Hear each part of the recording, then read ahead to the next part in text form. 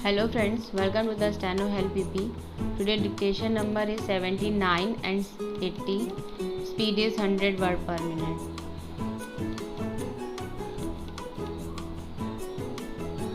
Start. सभापति महोदय, जिस विधेयक पर इस सदन में चर्चा हो रही है उसका इस देश के अधिकांश लोगों ने और इस सदन में भी अधिकांश सदस्यों ने स्वागत किया है, इसलिए इसमें दो राय नहीं हो सकती कि यह विधेयक जनोपयोगी है। यह ठीक है कि कुछ लोगों ने, जिनके निहित स्वार्थ है, इस विधेयक का विरोध करने की हिम्मत की है। ऐसे लोगों में जनसंघ और स्वतंत्र पार्टी, जिनकी पूंजीवादी नीतियां हैं, उनका विरोध करना स्वाभाविक ही है। मैं आपके माध्यम से मंत्री महोदय से कह रहा था कि जहां तक विधेयक का स्वागत करने का प्रश्न है, यह जनोपयोगी है। जहां मैं इस विधेयक का स्वागत करता हूं, वहां यह भी निवेदन करना चाहता हूं कि इस कानून को सफल बनाने के लिए, जैसा प्रधानमंत्री ने सदन में अभी कहा, जो लोग इसका स्वागत करते हैं उनको उचित दृष्टिकोण और ईमानदारी के साथ काम करना चाहिए। हमारे देश ने गरीबी को दूर करने के लिए पंचवर्षीय योजनाओं के माध्यम से योजनाबद्ध तरीके से विकास के कार्यक्रम को चलाने की नीति अपनाई है। विधेयक के सिलसिले में जहां यह विरोध किया जाता है कि इस विधेयक से एक तानाशाही पैदा होगी, अधिनायकवाद होगा, वहां मैं यह निवेदन करना चाहता हूं कि यह विधेयक उन लोगों पर जो पूंजीवाद के जरिए से, एकाधिकार के जरिए से हम पर नियंत्रण रखना चाहते थे और जिनकी पूंजी इस विधेयक के अभाव में बैंकों के माध्यम से बराबर बढ़ती जा रही थी, रोक लगता है।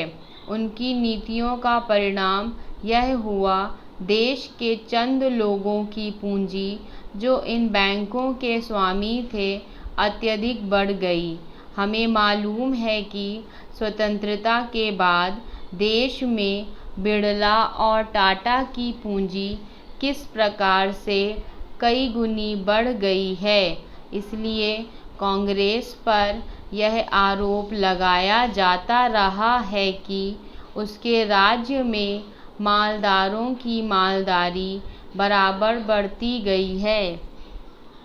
इसको कम करने के लिए कांग्रेस के निर्णय के अनुसार यह कदम उठाया गया।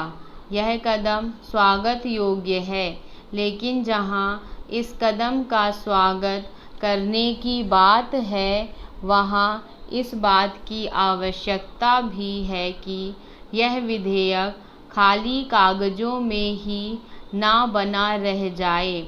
आज के ज़माने में हमारे शासन में जिस तरह से नौकरशाही का बोलबाला चला आ रहा है, जिसको यह सरकार समाप्त नहीं कर सकी है।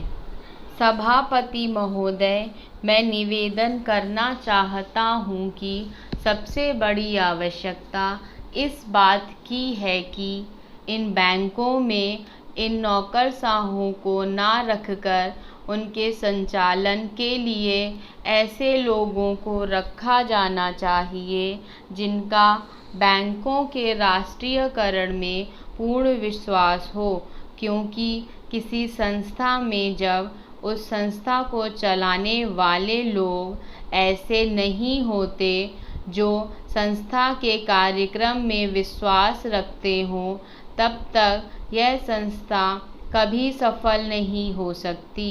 मेरा कहना यह है कि हमारे देश में सार्वजनिक उपक्रम जो असफल है उसका सबसे बड़ा कारण यही रहा है।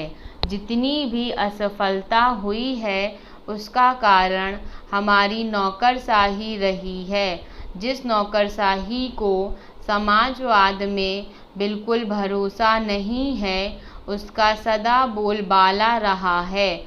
इसका परिणाम यह रहा है कि एक ओर तो इस देश में छोटे छोटे मामलों में बराबर देरी होती गई है, निर्णय नहीं लिए गए हैं, और दूसरी ओर उसके होने वाले लाभों से गरीबों को दूर रखा गया है। बैंकों के राष्ट्रीयकरण के बाद इस बात की आवश्यकता है कि बैंक गांवों में जाते। आज तो बैंक एक तरह से शहरों के एकाधिकार हो गए हैं, जिसके कारण वहीं पर सारे उद्योग पनपते जा रहे हैं। शहरों की जनसंख्या बढ़ती जा रही है और अलग अलग तरह की समस्याएं उत्पन्न हो रही हैं। उनको दूर करने के लिए आपके बैंकों को गांवों के अंदर जाना पड़ेगा।